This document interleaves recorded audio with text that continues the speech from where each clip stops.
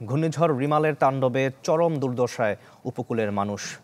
নিম্নাঞ্চল তলিয়ে যাওয়ায় ৩ দিন ধরে পানিবন্দী লাখ লাখ মানুষ।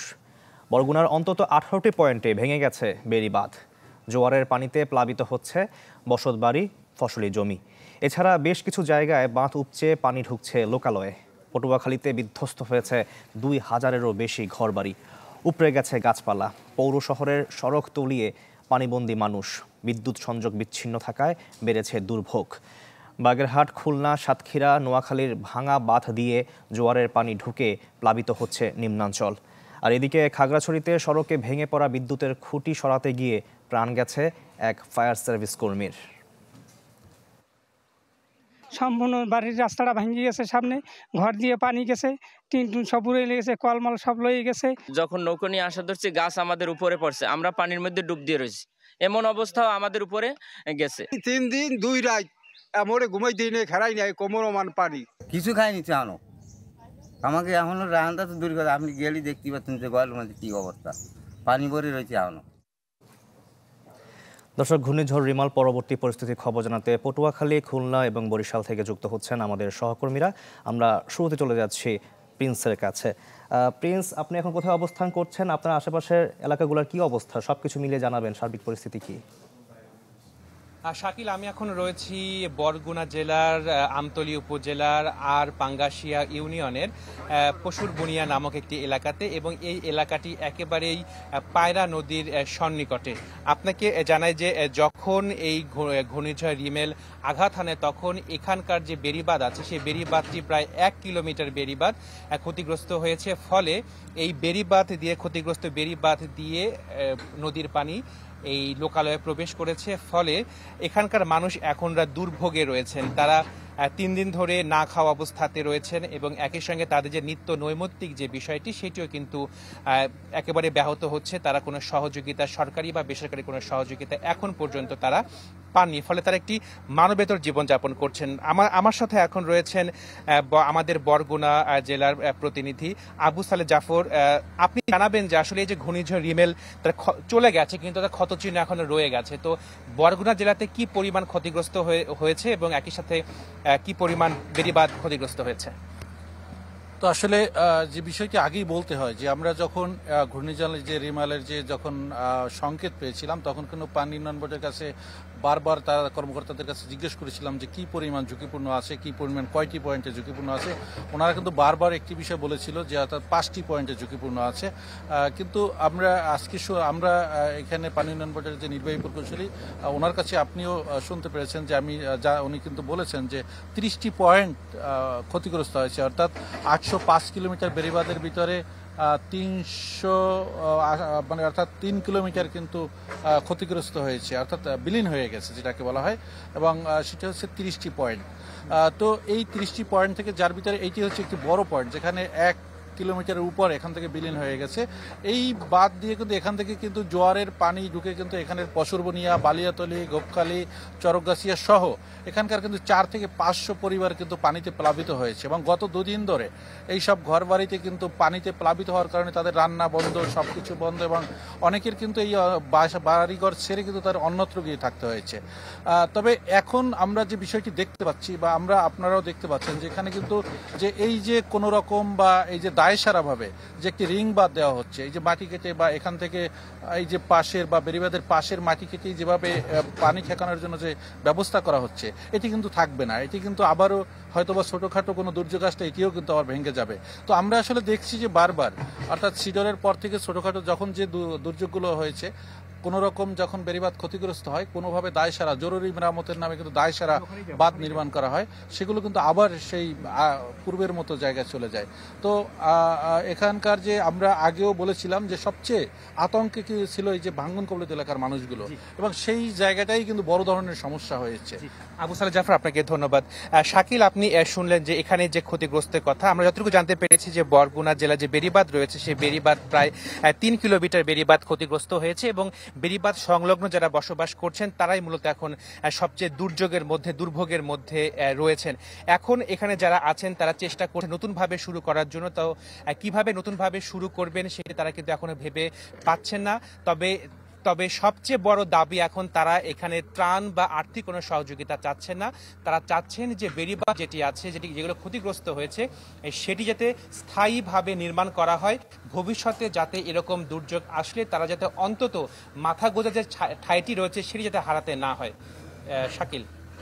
প্রিন্স, আপনাকে ধন্যবাদ আমাদের সঙ্গে যুক্ত হওয়ার জন্য। এবার বরগুনা থেকে চলে যাব খুলনাতে, সেখানে রয়েছেন মামুন রেজা। মামুন রেজা, আগের খবরে আপনি জানাচ্ছিলেন বেড়িবাঁধ মেরামতের খবর, এখন বর্তমানে সার্বিক অবস্থা কিরকম দেখছেন, সবশেষ কি খবর আছে? শাকিল, এই মুহূর্তে আমি রয়েছি খুলনার কয়রা উপজেলার দশালিয়া গ্রামের বেড়িবাঁধের উপর। এই বেড়িবাঁধ গতকাল ঘূর্ণিঝড় রিমালের আঘাতে এবং জলোচ্ছ্বাসে ভেঙে যায়। এই বেড়িবাঁধের প্রায় 73টি স্থানে প্রায় 70 মিটারের মতো বেড়িবাঁধ ভেঙে গেছে এবং সেই বেড়িবাঁধ সকাল 8টা থেকে 11:30 পর্যন্ত পানি উন্নয়ন বোর্ডের তত্ত্বাবধানে শ্রমিকরা মেরামত কাজ করেছিল, কিন্তু সেটি মেরামত কাজ সম্পন্ন করতে পারেনি। এরই মধ্যে জোয়ার শুরু হয়েছে এবং দুপুর 12টা থেকে তীব্র বেগে জোয়ারের পানি লোকালয়ে ঢুকছে। ফসলের ক্ষেত, চিংড়ি ঘের এগুলো আছে এবং ছিলেন তারা নিরাপত্তার জন্য ফিরে গেছেন। বেড়িবাঁধ থেকে লোকালয়ে এখন পানি ঢুকছে।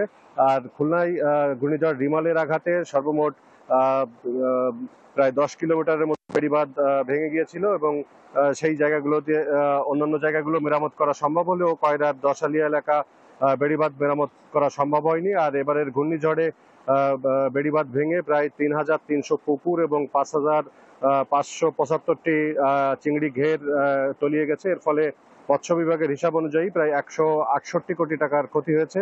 আর প্রায় 76,904টি ঘরবাড়ি আংশিক এবং সম্পূর্ণরূপে ক্ষতিগ্রস্ত হয়েছে। এছাড়া 12,715 হেক্টর জমির ধান, পাট, সবজি এবং তরমুজ ক্ষতিগ্রস্ত হয়েছে।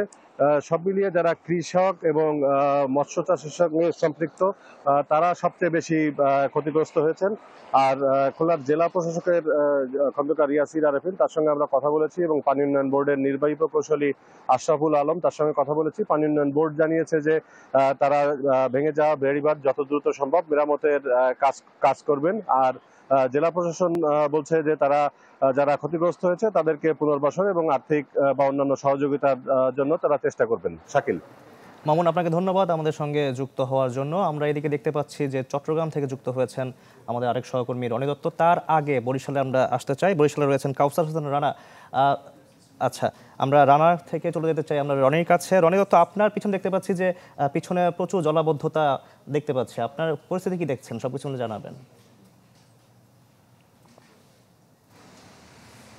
রনি। আসলে চট্টগ্রামে ঘূর্ণিঝড় যে রিমাল, সেই রিমালের প্রভাবে কিন্তু টানা বর্ষণ হচ্ছে এবং টানা বর্ষণের কারণে আমরা যেটি দেখছি যে কি বিভিন্ন যে নিম্ন অঞ্চলগুলো রয়েছে চট্টগ্রামের, বিশেষ করে চকবাজার, আগ্রাবাদ সহ হালিশহর সহ যেসব নিম্নাঞ্চলগুলো রয়েছে সেখানে কিন্তু পানি জমে গেছে। আমরা এখন আছি চট্টগ্রামের কাতালগঞ্জ এলাকায়, চকবাজার এলাকারই। তো এখানে আমরা দেখেছি এখানে এই যে কাতালগঞ্জের এই জায়গাটাতে পানি জমে গেছে এবং এখানে যে যানবাহন চলাচল করছে পানিতে, তাদের কিন্তু দুর্ভোগ পোহাতে হচ্ছে এবং যারা যাচ্ছেন পথচারী থেকে শুরু করে প্রত্যেকেই কষ্ট পেতে হচ্ছে। তো এইটি আসলে এখানে বেশ কিছু জায়গায় পানির যে নিষ্কাশন হওয়ার যে বিষয়গুলো, সেই নিষ্কাশনে সেখানে কিছু কিছু জায়গার মধ্যে প্রতিবন্ধকতা রয়েছে, সেই কারণে পানি দ্রুত নিষ্কাশন হতে পারছে না। আর যে কারণে বৃষ্টি হচ্ছে, বৃষ্টির পানিগুলো আসলে এক জায়গায় এসে জমে যাচ্ছে।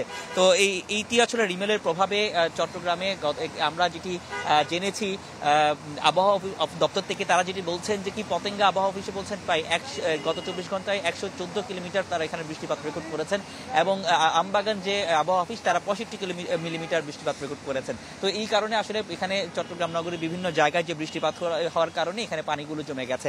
এবং এই পাশাপাশি আমরা দেখেছি রিমালের প্রভাবে যে গতকালকে সারা দিন কিন্তু সারা রাত খুবই গতিবেগ ছিল, বাতাসের গতিবেগ ছিল, দমকা হাওয়া ছিল, সেই কারণে বিভিন্ন জায়গায় গাছ পড়ে গেছে। বিশেষ করে চট্টগ্রাম নগরীতে প্রায় 4টি স্থানে গাছ পড়েছে।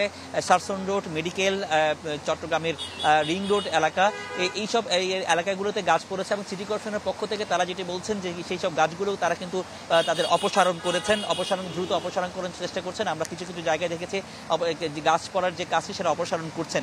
তো সার্বিকভাবে চট্টগ্রাম নগরীতে যে অবস্থা এবং জেলাগুলোতে একই অবস্থা, রিমেলের যে প্রভাব, বিভিন্ন জায়গায় ঘরবাড়ি বিধ্বস্ত হওয়ার কথা শুনেছি। বেড়িবাঁধ দিয়ে আমরা দেখেছি যে জল চলে আসছে বা পানি চলে আসছে, সমুদ্রের পানি, নোনা পানি ঢুকে যাচ্ছে। তো সব মিলে এক ধরনের রিমেলের যে প্রভাব সেটি কিন্তু এখানে চট্টগ্রামের জনজীবন কিছুটা বিধ্বস্ত, কিছুটা বিপর্যস্ত, এবং সেই সব জায়গা থেকে উত্তরণের জন্য প্রশাসন থেকে ঘূর্ণিঝড় মোকাবেলার পরবর্তী যে প্রস্তুতি সেগুলো কিন্তু নিয়ে রেখেছেন জেলা প্রশাসন এবং সিটি কর্পোরেশন থেকে। তো এই ছিল এখানকার সবশেষ অবস্থা। রনি দত্ত, আপনাকে অসংখ্য ধন্যবাদ আমাদের সঙ্গে যুক্ত হওয়ার জন্য। এবার চলে যাব বাগেরহাটে, সেখানে রয়েছেন আরিফুল ইসলাম।